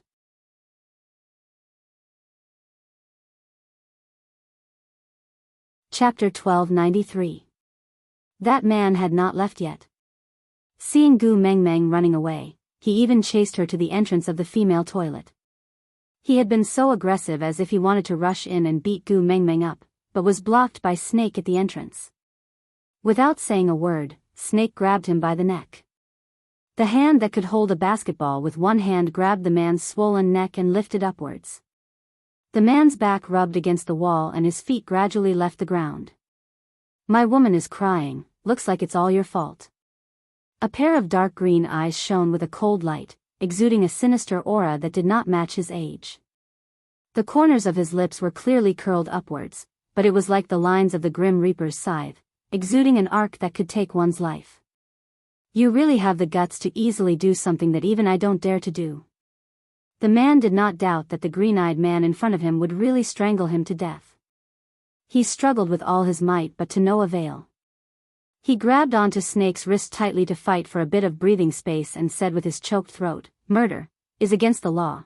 But Snake laughed, tilted his head and asked, "She disappeared from the world after she was 4 years old, hiding like a mouse in the gutter to avoid the $500 of child support every month. Suddenly, you came knocking on my door. Wasn't it because you found out my identity that you pounced on me like a stray dog that smelled meat?"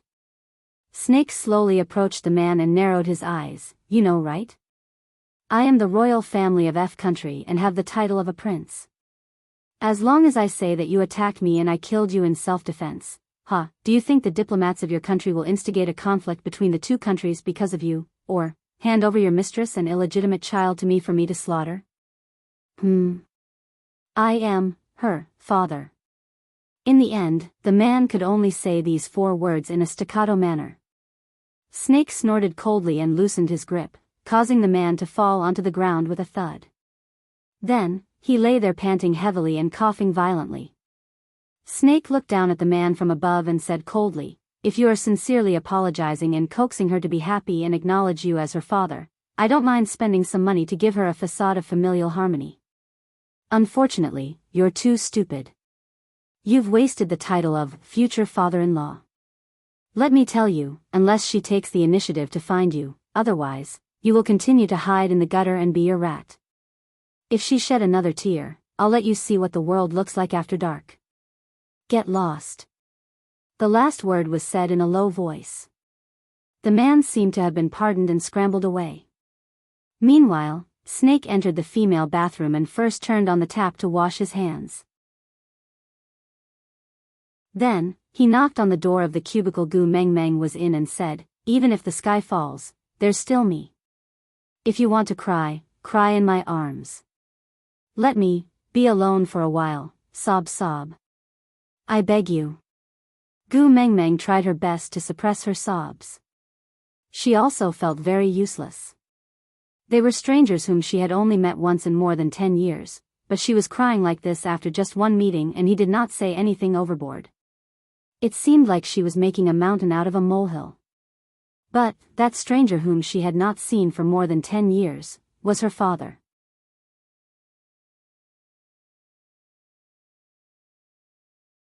Chapter 1294. Seeing that Gu Mengmeng wasn't going to open the door, Snake knew that there was no point in trying to persuade her, so he took 2 steps back, ran up and jumped up. With one hand on the door frame, he flipped over and jumped in. Without another word, he hugged Gu Mengmeng in his arms and said helplessly, "For you, I have done all sorts of embarrassing things. If others see the CEO of Monster Company climbing over the walls of the female toilet, tomorrow's headlines will probably be all about me." Gu Mengmeng's tears turned into laughter at Snake's teasing. Her tears were still on her face, but she still laughed out loud. Snake held Gu Mengmeng's face gently and said while wiping away her tears, "TSK, you were already ugly, but now that you're crying, you're even uglier." Gu Mengmeng was stunned. She immediately covered her face with both hands and said, "That's why I told you not to come in, let me be alone for a while." Which girl didn't want to maintain their best image in front of the person they liked? Especially when the other party was someone as perfect as Snake. Even if she tried her best, she would not be able to match up to him. Now that she was crying so badly, she was even more unworthy of him. Gu Mengmeng was actually very bothered by Snake's disdain. But Snake grabbed her hands and placed them on the back of his waist. Then, he went downstairs and pulled Gu Mengmeng into his arms. He supported the back of her head with one hand and pressed it against his chest. He smiled and said, "Let you be alone? That won't do. If you can't even lean against my chest when you cry, then what's the point of having me as your boyfriend? But ugly, you'll despise me, no matter how ugly you are, you're still my woman." Snake kissed the top of Gu Mengmeng's head and said, "So, I will despise you while loving you more." Gu Mengmeng's heart melted. She hugged Snake in his arms and slowly calmed her emotions. The bell signaling the end of class rang and the female students walked in groups of 2s and 3s. Snake wanted to go out but was stopped by Gu Mengmeng. If she were to walk out of the ladies' toilet with Snake in such a situation, who knew what kind of indecent rumors would spread about them? Did you see Gu Mengmeng's results? She's ranked 429th. There are only 450 people in the entire cohort, and she's actually ranked 429th?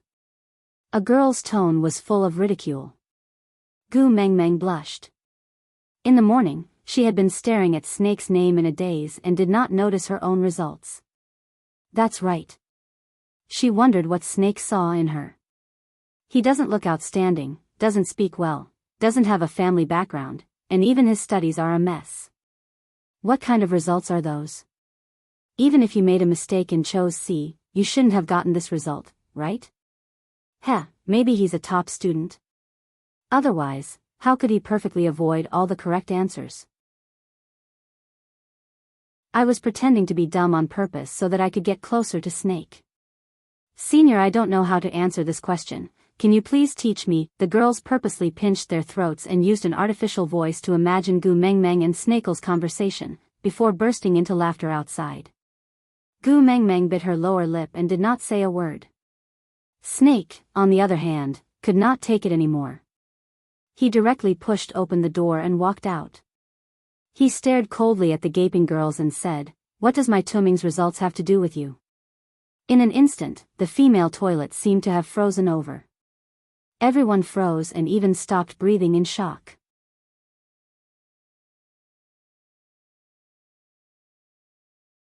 Chapter 1295. The white mist gradually gathered.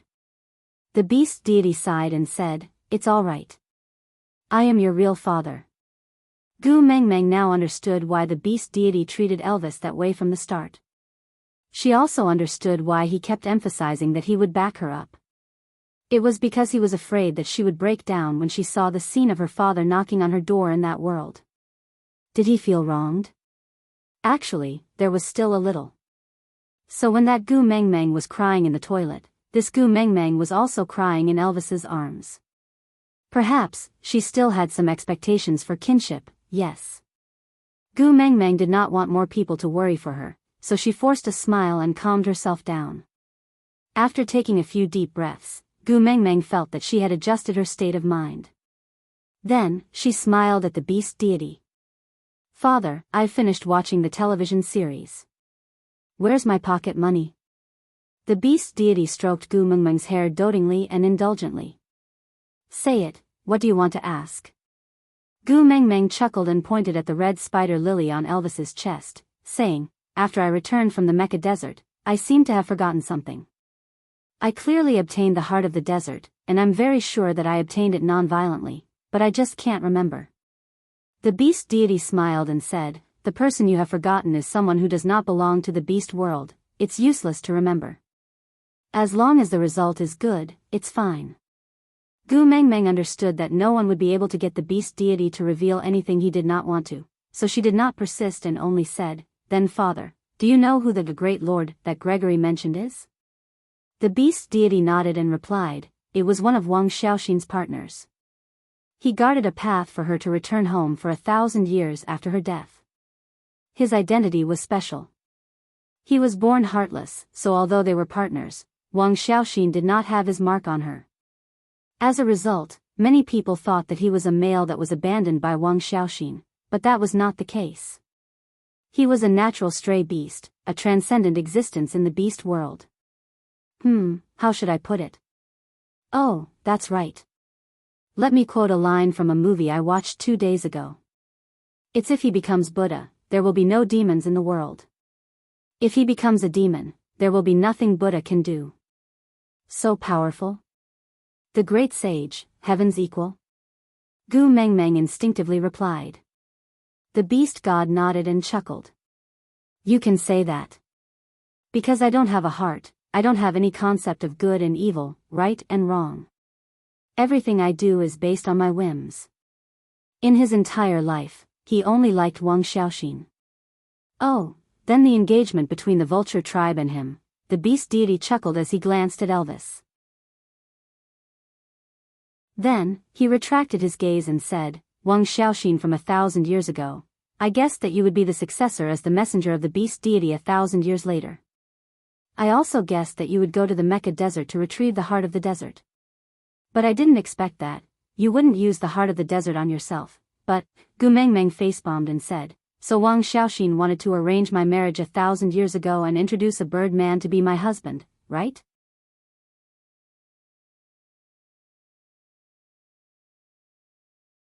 Chapter 1296. So that's the case. No wonder Gregory behaved like a foolishly loyal general when he mentioned that great lord.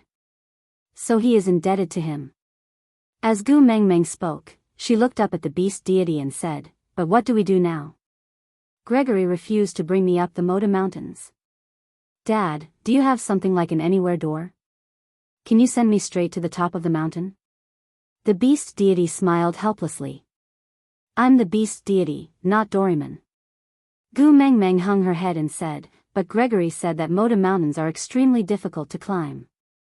Father, why don't you watch over me when I climb, and catch me if I fall off? Gu Mengmeng lowered her head. The beast deity was speechless. He looked at Gu Mengmeng and shook his head with a bitter smile. Child, why can't you understand? Ah. Gu Mengmeng was confused by his evaluation. The beast deity asked, Kiss of the ocean, what did you get? Pearl.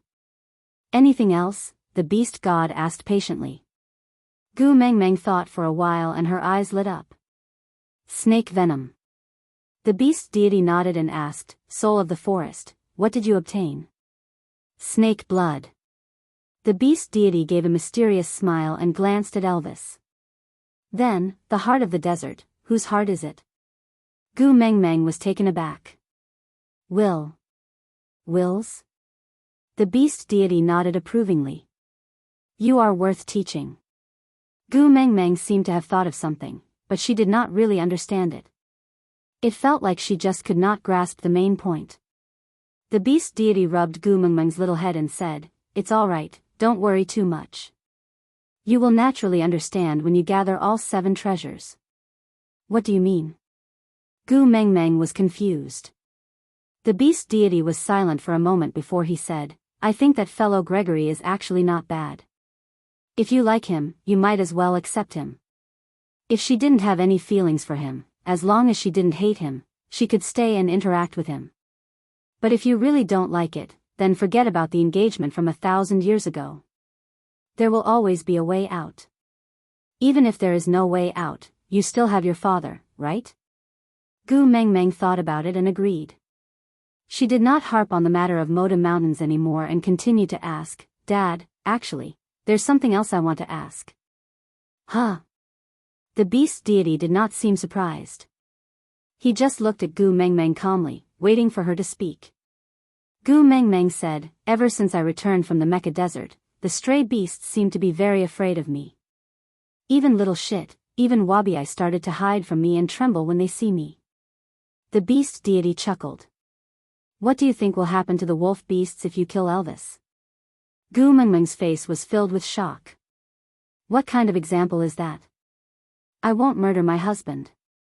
The beast deity smiled and shook his head. All right, let's put it another way. If another powerful beast king killed Elvis, what do you think the wolf beasts would do? Gu Mengmeng blurted out, Revenge. The beast deity shook his head and said, No, they will retreat and flee upon hearing the news. Gu Mengmeng froze. So father, you mean that I killed the leader of the stray beasts? I killed Cole in the Mecca Desert? The beast deity laughed contemptuously.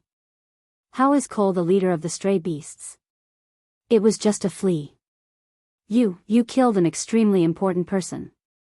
Gu Mengmeng's face fell. She felt an inexplicable fear towards something that she had no memory of.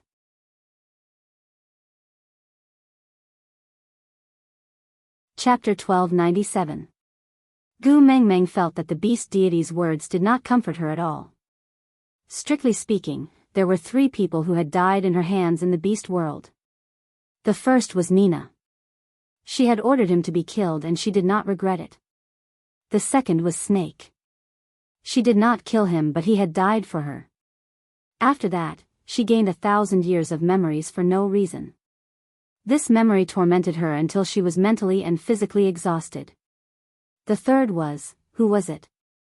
He had died in her hands. From what the beast deity said, she had done it herself. But she had no recollection of it at all. It was the complete opposite of what happened to Snake. Who the hell would do good every day be killing people? The beast deity patted Gu Mengmeng's shoulder. Living a little longer may be a blessing. But living for too long is a form of punishment. It was the same for Snake.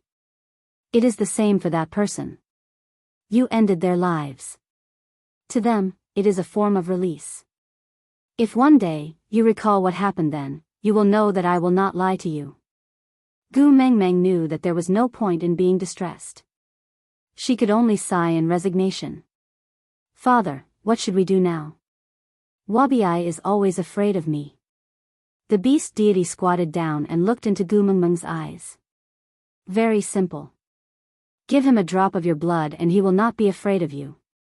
Gu Mengmeng looked at the beast deity doubtfully. Just like that? The beast deity nodded. Yeah, just like that. Don't you know? Deities cannot lie. Gu Mengmeng nodded with a smile. All right, father. I will go back first. I took too long this time. I am afraid Leah will be worried. The beast deity kissed Gu Mengmeng's forehead with a smile. Be good and go back. I will watch some good television dramas during this period of time. I will learn how to deal with my son-in-law. With that, the beast deity turned to smile at Elvis. You are welcome to accompany Gu Mengmeng back to her home again. Then, it was a free fall. Gu Mengmeng was already used to this feeling of falling. But Elvis was clearly very nervous. He hugged Gu Mengmeng tightly the entire time, as if he was afraid that Gu Mengmeng would be blown away by the wind. Opening his eyes suddenly, he saw that Gu Mengmeng was still in his arms and his heart slowly calmed down. Gu Mengmeng was already used to switching back and forth, so she was not in a hurry to get up. She first opened her eyes to adjust to the light, before slowly sitting up. Leah had already prepared a cup of water and placed it in front of Gu Mengmeng. He watched her drink while saying to Elvis, "Let me carry you, you should also drink some water to moisten your throat." Elvis's throat was extremely dry, so he did not reject and handed Gu Mengmeng over to Leah, while he went to the side of the water tank to scoop up some water and gulped it down. Where's Wabi? The first thing Gu Mengmeng asked was little shit. She wanted to quickly resolve the matter of little shit being afraid of her. Leah kissed Gu Mengmeng's forehead and said, "It's hanging on the tree outside the house. He doesn't dare to come in and is worried about me taking care of the two of you alone, so he has been guarding the door." Gu Mengmeng said, "Ask him to come in, I have a way to solve the problem of him being afraid of me." Leah chuckled and shouted at the top of his lungs, "Mengmeng, Mengmeng, what happened to you? You're tuning into the Romantic Tales YouTube channel. Don't forget to subscribe and join us on this journey to catch the most captivating stories.